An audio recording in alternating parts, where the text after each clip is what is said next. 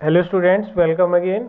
Video stop हो गई थी क्योंकि उसमें वॉल्यूम का प्रॉब्लम आ गया था, तो आगे दोबारा से रिकॉर्ड करना पड़ रहा है। तो हमने दो स्टेज तक देख लिया था, प्रोलिफरेटिव स्टेज और आपका ब्लीडिंग फेज और मेंस्ट्रुअल स्टेज। ठीक है, तो थर्ड जो स्टेज है वो क्या है, हम डिस्कस कर चुके हैं ऑलरेडी भी, कि जब आपका जो कॉर्पस ल्यूटियम है उससे प्रोजेस्टेरोन क्या होगा, इंक्रीज होना स्टार्ट हो जाएगा। उसका लेवल क्यों इंक्रीज हो रहा है? क्योंकि एंडोमेट्रियम की जो थिकनिंग है उसको इंक्रीज करना है, ताकि जो जब फर्टिलाइजेशन हो, इम्प्लांटेशन इजिली उसके ऊपर हो जाए, एंडोमेट्रियम की वाल उसको इजिली होल्ड कर सके फीटस को। ठीक है, फिर अगर फर्टिलाइजेशन नहीं हुआ तो धीरे धीरे जो कॉर्पस ल्यूटियम है वो डिजनरेट कर जाएगा और किस में कन्वर्ट हो जाएगा, कॉर्पस एल्बिकन में।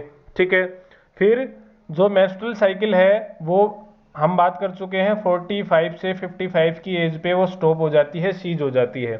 एग्जैक्ट फिक्स कोई उसकी मींस फिक्स वो नहीं है कि ड्यूरेशन की कब हो। ठीक है, तो वो 45 से 55 तक अप्रोक्स होती है। उस स्टॉप होने को, परमानेंट जो सीज होती है मेंस्ट्रुअल साइकिल, उसको बोलते हैं मेनोपॉज। ठीक है, स्टार्ट जब हुई फर्स्ट जो मेंस्ट्रुअल साइकिल है उसको बोला मेनार्के, और जब स्टॉप हुई तो मेनोपॉज। ठीक है, और एक नॉर्मल जो मेंस्ट्रुअल है वो इंडिकेटर होता है एक नॉर्मल रिप्रोडक्टिव फेज को फीमेल की। ठीक है, क्लियर है। फिर नेक्स्ट है आपका इम्प्लांटेशन एंड फर्टिलाइजेशन, इसको हम नेक्स्ट क्लास में स्टडी करेंगे। कुछ और आपका नोट करने के लिए है रिगार्डिंग मेंस्ट्रुअल साइकिल। तो एक मेंस्ट्रुअल जो फ्लूइड होगा वो कितना रिलीज होता है एक मेंस्ट्रुअल साइकिल में? 35 ml। ठीक है, 35 ml जो मेंस्ट्रुअल फ्लूइड है वो एक बार रिलीज होता है, मीन्स एक साइकिल में रिलीज होता है।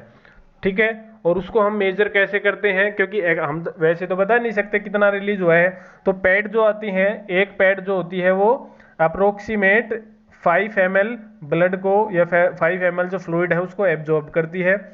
तो अगर 7 पैड चेंज किए जाते हैं, 5 इंटू मीन्स 35 ml नॉर्मल, तो 7 पैड का चेंज होना हम बोलते हैं नॉर्मल ब्लीडिंग है। अगर 7 से कम रहती है, मीन्स 4 या 5 होती है, तो जो ब्लीडिंग है वो कम है, और अगर 7 से ज़्यादा पैडेड यूज की गई है तो वो ब्लीडिंग ज़्यादा है। ठीक है, फिर जो मेंस्ट्रुअल फ्लूइड है उसके अंदर क्या होता है, मोस्टली तो ब्लड होगा, लेकिन ब्लड के साथ साथ वेजिना का सिक्रीशन, सर्वाइकल रीजन का सिक्रीशन, यूट्रस का सिक्रीशन भी होता है। ठीक है, और आपका अनफर्टिलाइज्ड एग भी उसके अंदर प्रेजेंट होगा। क्लियर है। ठीक है, फिर उसके अंदर एक और इम्पोर्टेंट एंजाइम प्रेजेंट होता है, प्लाज्मिन। ठीक है, ये ब्लड की जो मेंस्ट्रुअल फ्लूइड है उसके अंदर जो ब्लड है उसकी क्लोटिंग को रोकता है, क्योंकि ताकि जब आपका यूट्रस से ब्लड रिलीज हुआ है, ब्लीडिंग हुई है, तो वो यूट्रस में ही कोगुलेट ना कर जाए, वहीं पे वो ना क्लोट कर जाए, उससे दिक्कत हो जाएगी, क्लोट बन जाएंगे। ठीक है, तो उसकी क्लोटिंग को रोकने के लिए प्लाज्मिन प्रेजेंट होता है। क्लियर है। ठीक है, और क्या है, जो ब्लीडिंग है वो किसी किसी में ज़्यादा होती है। ठीक है, तो ज़्यादा है तो उसको डॉक्टर से कंसल्ट करना चाहिए। क्लियर है। फिर जो आपका पीरियड का जो टाइम है ब्लीडिंग का वो 2 to 7 डेज होता है, अगर इससे कम या ज़्यादा है तो उसको भी डॉक्टर से कंसल्ट करना चाहिए।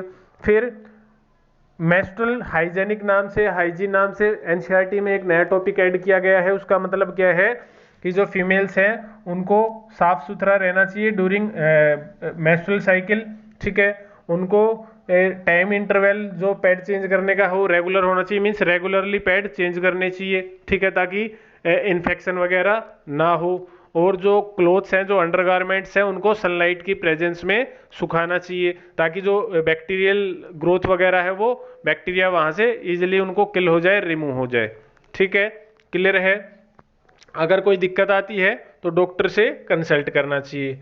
फिर कुछ क्या है आपकी कंडीशंस हैं, जैसे किसी को जो ब्लीडिंग है वो ज़्यादा हो रही है तो उसको हम बोलते हैं हाइपरमेनोरिया। ठीक है, उसके लिए हम वर्ड यूज, हाइपर मीन्स ज़्यादा और मेनोरिया मीन्स ब्लीडिंग। तो आपका जो अगर ज़्यादा ब्लीडिंग हो रही है तो उसको बोलते हैं हाइपरमेनोरिया, अगर कम हो रही है तो हाइपोमेनोरिया। ठीक है, तो उसको हम क्या बोलेंगे, हाइपोमेनोरिया। अगर ब्लीडिंग बार बार हो रही है, फ्रीक्वेंट हो रही है, तो पोलीमेनोरिया। क्या बोला हमने उसको, पोलीमेनोरिया।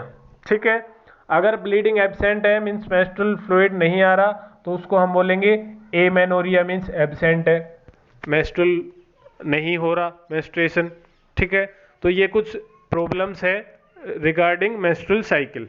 ठीक है, तो ये हमने देखा मेंस्ट्रुअल साइकिल के अंदर कौन कौन से चेंजेज आ रहे हैं, ओवरी के अंदर क्या क्या चेंजेज हुए, यूट्राइन कैविटी के अंदर क्या क्या चेंजेज हुए, कौन कौन से हार्मोन ने इंपॉर्टेंट रोल प्ले किया, और हार्मोन को कंट्रोल करके हम जो ओवेरियन साइकिल है या जो आपका मेंस्ट्रुअल साइकिल है उसको कंट्रोल करते हैं, कर सकते हैं। ठीक है, वो हम कॉन्ट्रासेप्टिव पिल्स का यूज करके हम उसको कंट्रोल भी कर सकते हैं, मीन्स उसको डिले करते हैं ओव्यूलेशन को।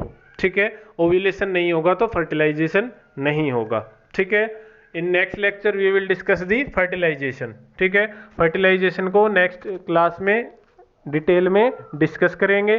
ठीक है, क्यों? क्योंकि अब तक हमने क्या कवर कर लिया, हमारे पास गैमिट्स की फॉर्मेशन होगी, मेल गैमिट भी बन गया, फीमेल गैमिट भी बन गया, स्पर्म रेडी है, ओम रेडी है। अब क्या होना है, फर्टिलाइजेशन। ठीक है, अगर फर्टिलाइजेशन नहीं होता तो वो प्रोसेस आज हम डिस्कस कर चुके हैं, तो क्या होगा, अगर ये फर्टिलाइजेशन होता है तो क्या क्या चेंजेस आएंगे यूट्रस के अंदर, वो हम नेक्स्ट आने वाले लेक्चर्स में स्टडी करेंगे। ठीक है, कि जो फीटस है उसका डेवलपमेंट कैसे होगा, इम्प्लांटेशन कैसे होगा, वो सब हम नेक्स्ट लेक्चर में डिस्कस करेंगे। So thank you for listening me. I hope जितना आज हमने कवर किया वो क्लियर होगा। सो पढ़ते रहिए। Thank you for listening me. Bye bye.